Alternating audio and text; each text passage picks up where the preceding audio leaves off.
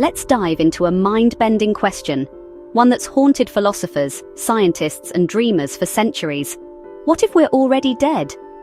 Not in the physical sense, but in a way that challenges everything we know about existence.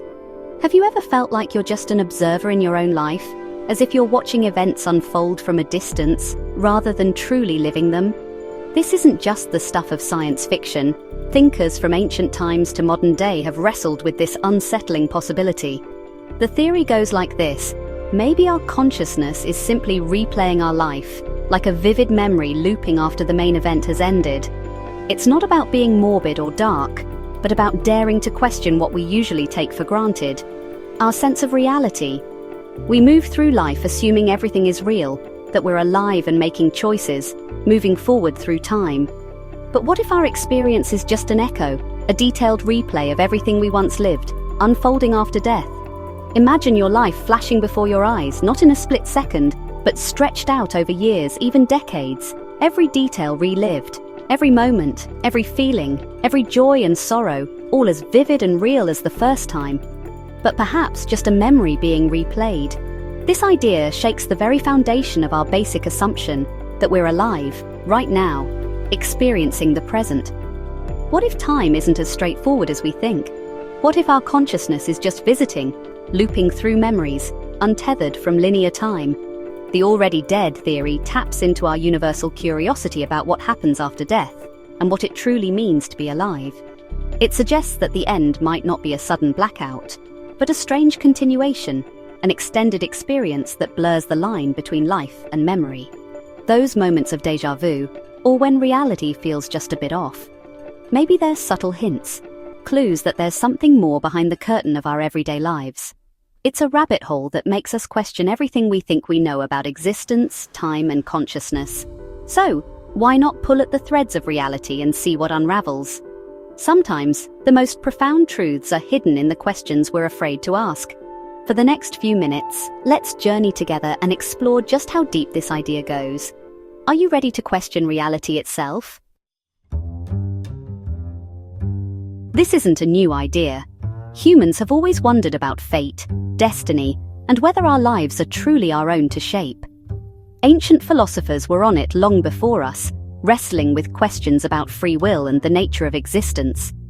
The Stoics, like Seneca and Marcus Aurelius, believed our lives are governed by fate, a force that shapes every event, big or small, in ways we can't control. From birth, your story is already written. Every choice, every twist was always going to happen, as if you're following a script penned by the universe itself. In a sense, you're already dead, because your ending is as fixed as your beginning. The path is set, and the destination is certain. You're an actor in a play, reading lines from a finished script, moving through scenes that have already been decided. The Stoics found freedom in this. If you can't change fate, you can control your reaction. They taught that true power lies in how you respond to what happens, not in changing what is destined. Accepting your lack of control brings peace, not fear. It's a kind of surrender that allows you to focus on your inner world, rather than the chaos outside. Free will? The Stoics called it an illusion. They believed our sense of choice is just a feeling, not a reality. Our lives are just one part of a grand, unchangeable design, a cosmic tapestry where every thread is woven in advance. We're not literally post-death memories, but we are living out a pre-written story, each day unfolding as it must. The outcome is already known. We're just playing our part until the final curtain, each moment a step toward an inevitable end. It's a profound, unsettling thought from the ancient world, one that challenges our modern ideas of freedom and self-determination. But maybe it's also liberating. If you can't change the story, you can at least choose how you live it. What would you do differently if you knew your story was already set? Would you worry less, or live more fully in each moment, knowing that everything is as it should be? Fast forward to modern science. What if death itself is the illusion? Enter biocentrism, the idea that life and consciousness create the universe, not the other way around. Without a conscious observer, reality doesn't exist in a definite state. Our minds collapse the universe's potential into the world we experience. So life isn't in the universe is in our minds. If consciousness is fundamental, death can't be a true end. Our bodies are just tools. When they stop, consciousness continues, like taking off a VR headset. Lanza suggests consciousness is non-local, existing outside space and time. When we die, our consciousness doesn't switch off, it shifts. Maybe we move to another reality, another universe. Death becomes a door, not a wall. The use that experiences is more permanent than the world it observes. It's a hopeful, mind-bending idea. Maybe endings are just glitches in perception. What if we never really stop experiencing? This idea isn't just modern. Tibetan Buddhism has its own take, the Bardo, or in-between state. The Bardo is a mysterious liminal space, a bridge between worlds, where nothing is quite fixed and everything is in flux. It's a concept that stretches far beyond death, touching every moment of our existence.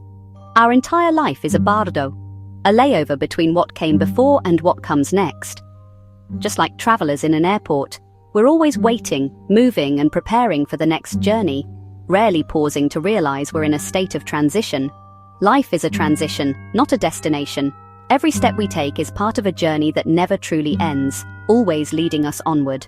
After death, consciousness enters another Bardo, a time of confusion and opportunity, where the boundaries between reality and illusion blur even further.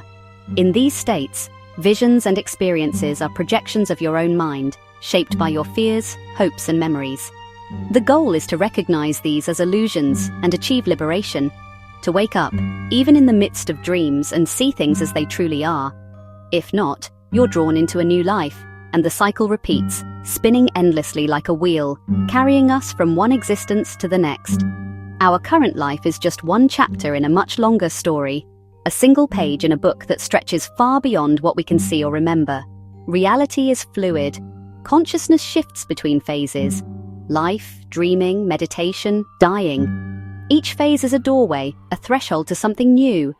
What we see as solid is actually fragile, a projection, temporary forms that dissolve and change no matter how real they seem. If life is a transition, we're always in between, never fully here or there, always crossing bridges to new experiences. This view places our existence in a vast, ongoing journey of consciousness, stretching across lifetimes and worlds, with endless horizons ahead. It's a radically different way to see who we are, less as fixed identities, more as travelers, always becoming, always changing. Are we just passing through again and again, or is there something to discover in the in-between, in the journey itself? Now for the tech twist, simulation theory. What if our universe is a super advanced computer simulation? Maybe we're digital ghosts, reenacting lives that have already been lived. Or the simulation crashed, and we're just running on empty code. Enter the dead internet theory. Most online content is bots and AI, not real people.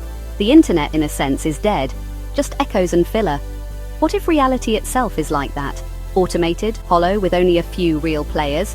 It's a paranoid thought, but it taps into our sense of alienation. Are we living in a post-mortem world run by automated systems? Let's talk about glitches in reality, like déjà vu. Science says it's a memory hiccup, but what if it's a sign we're in a memory loop? Déjà vu could be a flicker, a hint we've heard this song before. Nietzsche's eternal recurrence. What if we live our lives over and over, endlessly? Time is a circle, not a line. We've died and lived countless times. Timeline shifting and the Mandela effect.